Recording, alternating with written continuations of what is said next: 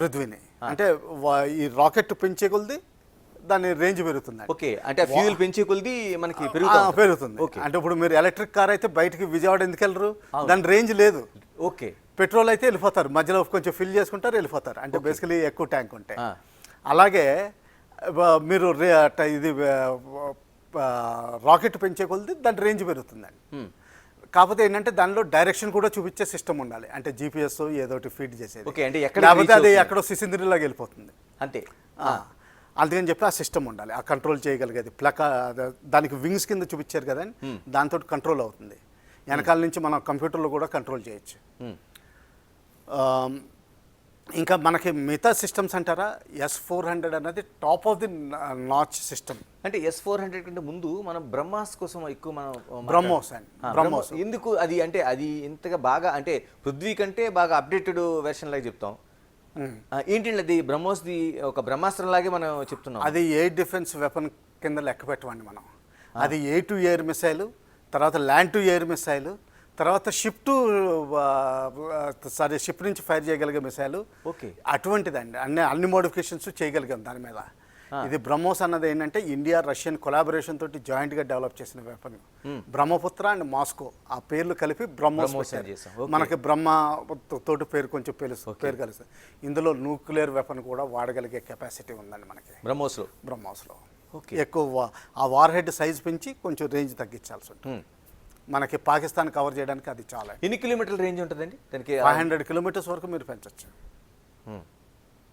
దానిలో మొత్తం పాకిస్తాన్ కవర్ అయిపోతుందండి. ఇక మీరు చెప్తున్నది S-400 కోసం చెప్తున్నారు. S-400 అన్నది 250 కిలోమీటర్స్ లెక్కేసుకోండి. ఎందుకంటే 400 కిలోమీటర్స్లో రికగ్నిషన్ చేస్తుంది టార్గెట్ని.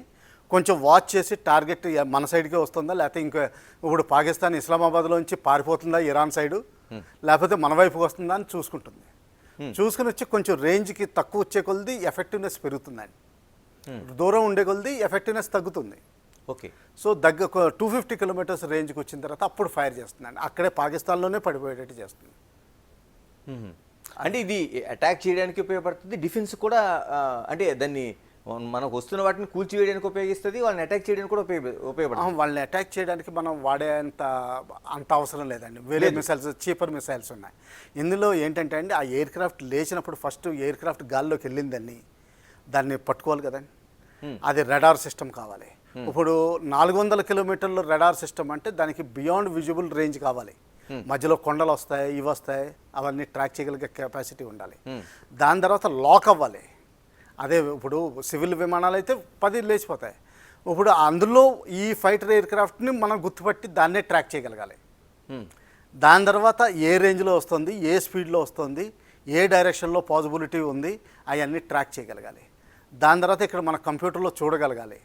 చూసి దాని మీద మిసైల్ ఫైర్ చేయాలి. మిసైల్ ఫైర్ చేసిన తర్వాత కేవలం ఫైర్ చేసేస్తే వెళ్ళిపోతుంది. ఎందుకంటే అంత దూరంలో హీట్ రికగ్నిషన్ లేదు.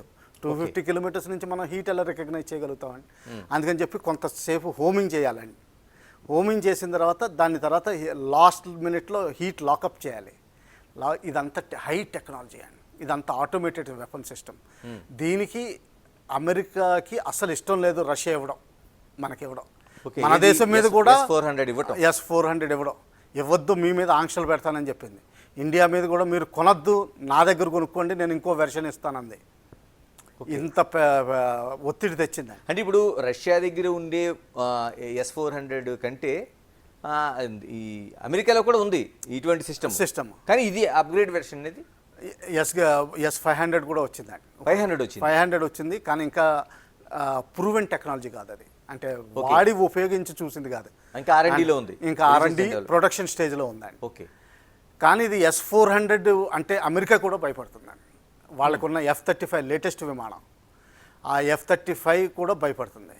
ఇంకోటి ఉందండి బాగా, అంటే టాప్ క్లాస్ 50,000 ఫీట్ కింద ఎగరంది, బ్లాక్ బర్డ్ అంటారు, SR-71 అంటారు. అమెరికా దగ్గర ఉన్నాయి. 27 ఎంతో ఉన్నాయండి విమానాలు. అది నాన్ స్టాప్ ఫ్లై చేయగలదు. అంటే ఒకసారి అమెరికా నుంచి మన ఇండియా డైరెక్ట్ ఫ్యూయల్ రీఫిల్లింగ్ లేకుండా వచ్చేస్తుంది, అది ఎవరికి తెలియకుండా, ఏ రడార్ కూడా పట్టుకోలేకుండా. ఓకే,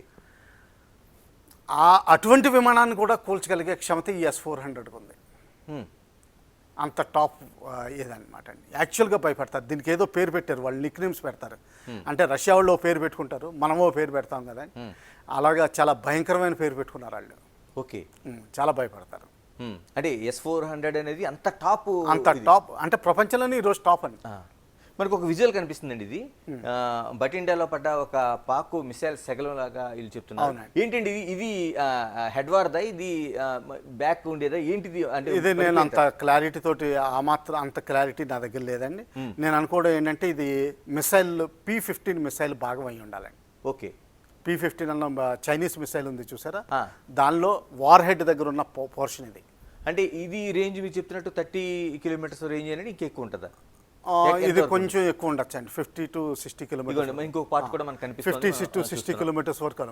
ఇది ఏదో ఇంజిన్, ఇది చూసారా ఆ వెనకాల బ్యాక్ ఉంది, అదేంటంటే బర్నర్ అనమాట అండి. ఇక్కడ ఇంజిన్ ఉంది, ఆ ఇంజిన్ నుంచి హీట్ బయటకు వస్తుందండి. ఓకే. ఆ హీట్ని ట్రాక్ చేసే మిసైల్ దాన్ని హిట్ చేస్తుంది. ఓకే. ఇది ఒక ఎయిర్ క్రాఫ్ట్ అండి, F-16 అయ్యి ఉండొచ్చు. నిన్న F-16 కూల్చారు కదండి. అంటే భారత్ ఇంకా కన్ఫర్మ్ చేయలేదు. అంటే ఇది F-16 కూలినట్టు కన్ఫర్మేషన్ అయిపోయింది. అవును. అంటే ఇది ఒక ఎయిర్ క్రాఫ్ట్ కు సంబంధించిన ఇంజిన్ పోర్షన్ అండి ఇది. ఓహో. ఓకే. అంటే భారత్ కూల్చిన దాంట్లో ఇది ఒక పార్ట్ ఇది. సరే, ఇప్పుడు మనం S-400 కోసం మాట్లాడుకుంటున్నాం. ఇంకా ఎలాంటి, అంటే ఇది చూస్తుంటే ప్రతి భారతీయుడు రోమాలు నిక్కబొడుచుకునే, అంటే మనం చాలా సెక్యూర్లో ఉన్నాం, అంటే మన మీదకి శత్రువు వస్తే మనం ఎలాంటి భయం అక్కర్లేదన్న ఒక దీన్ని మనకి ఇండికేషన్ మనకు కనిపిస్తుంది. ఇంకేమున్నాయండి S-400లో అంత ప్రపంచం? Air defence weapon. నేను ఇందాక పృథ్వీ గురించి చెప్పాను, బేసిక్ వెపన్. పృథ్వీ రేంజ్ ఎంత ఉందండి? మీడియం రేంజ్, హై రేంజ్ అంటే 5000 కిలోమీటర్స్. దానిపైన సూర్య అన్నది 8000 కిలోమీటర్లు మనం ప్రూవ్ చేసేవాడిని. అంటే ఇక్కడ నుంచి లండన్ డైరెక్ట్గా మనం ఫైర్ చేసి కొట్టగలిగే మనకు క్షమత ఉంది. ఇవన్నీ న్యూక్లియర్ హెడ్ కూడా పెట్టచ్చు. ఓకే. ఇక్కడి నుంచి అంటే హైదరాబాద్ నుంచి మనం చైనా రాజధానిని అటాక్ చేయొచ్చు. ఆ కేపబిలిటీ మనకుంది, పాకిస్తాన్కి లేదు. తర్వాత ఇంకోటి ఏంటంటే ఇవన్నీ మన ఇండిజినస్ టెక్నాలజీ, డబ్బులు ఇచ్చి ఎవరి దగ్గర కొనక్కలేదు. ఒకవేళ రాత్రి ప్రొడక్షన్ ఇంక్రీజ్ చేయాలి అంటే, రేపు యుద్ధం ఎక్కువసేపు నడుస్తుంది అనుకుంటే ఇక్కడ హైదరాబాద్లో డబుల్ షిఫ్ట్లు పెట్టేసి మనం ఎక్కువ ప్రొడక్షన్ చేసేయచ్చు. ఇది రడార్ అంటారండి. ఇది రడార్ అండి. ఇది రడార్ అండి. ఇది దేనికండి? S-4కి సంబంధించిందా ఇదంతా? ఇది నేను అది ఆ విధంగా చెప్పలేను, కానీ ఇది రడార్, ఇది ఎపర్చర్ రడార్ అంటారండి. అంటే చిన్న చిన్న చిల్లులు కనిపిస్తున్నాయి చూసారా, ఇది S-4 అండి. ఇది S-400. ఓకే. ఇది మిసైల్. ఇది 4 ట్యూబ్లు ఉన్నాయి కదండి. అదే కనిపిస్తుంది మనకి చూడడానికి. మనకి 4 ట్యూబ్లు ఉన్నాయి, ఎదురేమో ఒక అదే వెహికల్ ప్రైమ్ మూవర్ అంటారండి. అంటే ట్రాక్టర్ అంటాం మేము. అది బేసికలీ ట్రాక్టర్ అండి. ఓకే. ఇది ట్రాక్టర్ ట్రైలర్ మీద తీసుకెళ్తుంది అనమాట. ఓకే, తీసుకెళ్తుంది అది. ఇదిగోనండి. ఇప్పుడు దాన్ని ఏం చేస్తారంటే వర్టికల్ చేస్తారు. వర్టికల్ చేసిన తర్వాత వర్టికల్లీ లాంచ్ అంటారు.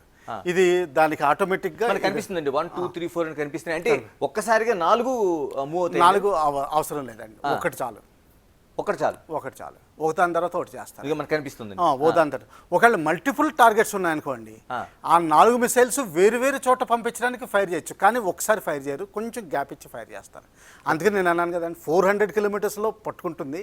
250 కిలోమీటర్స్ అంటే 150 కిలోమీటర్స్ ట్రావెల్ అయిన తర్వాతే ఫైర్ చేస్తాం మనం. ఓకే. ఈ లోపల మనకి టైం దొరుకుతుంది. అంటే ఈ వెహికల్స్ అంటే ఏదైతే ట్రాక్టర్స్ అంటున్నారో మీరు, వీటి ద్వారా మనం మూవ్ చేస్తాం ఎక్కడికి కావాలంటే అక్కడికి. అంటే ఇప్పుడు బార్డర్లో పెట్టి మనం ఎక్కడైనా టార్గెట్ పాకిస్తాన్లో ఉంటే దాన్ని రీచ్ చేయగలుగుతాం. మనకు కనిపిస్తుంది అది మిసైల్. అదే మనం ఫైర్ చేసిందండి, అది బూస్టర్. అంటే రేంజ్ ఎక్కువ కావాలన్నప్పుడు అంటే ఒక రాకెట్ ఫైర్ అవుతుంది, మధ్యలో బూస్టర్ ఒకటి ఇంకో థ్రస్ట్ ఇస్తుంది అనమాట, అంటే ఇంకొంచెం దూరం పంపించడానికి. రావు గారు, ఇప్పుడు ఒక చిన్న బ్రేకింగ్ వచ్చింది మనకి, ఒక్కసారి మనం చూద్దాం ఒకసారి.